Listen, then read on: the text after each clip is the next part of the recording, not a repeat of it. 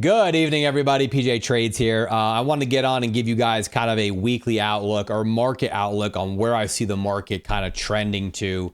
If you've been living under a rock, then you pretty much have seen now that the market is just continuing to drag lower and lower. And I have some clean draws on liquidity on a weekly time frame right now.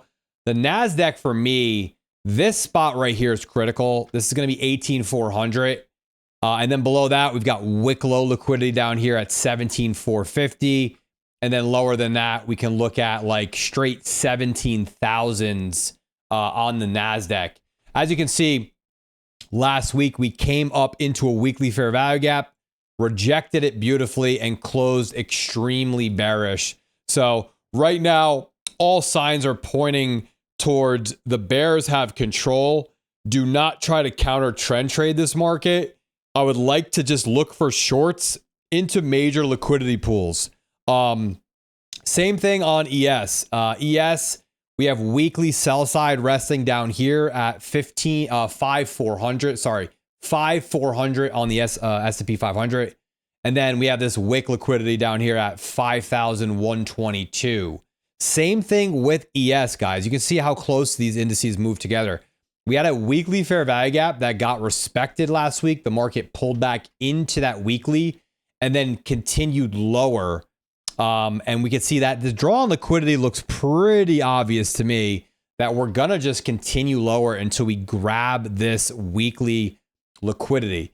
If we look at the NASDAQ now back on a monthly, this monthly candle is going to close very, very bearish. I don't know the last time that we actually saw a monthly candle close this aggressively, probably dating back to maybe April 2022 or maybe January of 2022. But this is going to be a very, very, very red month for the indices. So what does that mean for us this week? I mean, for us this week, guys, we need to focus on these weekly levels here. These weekly levels are going to be our draws. So we're going to look for inverted fair value gap models, unicorns, breakers into these liquidity pools.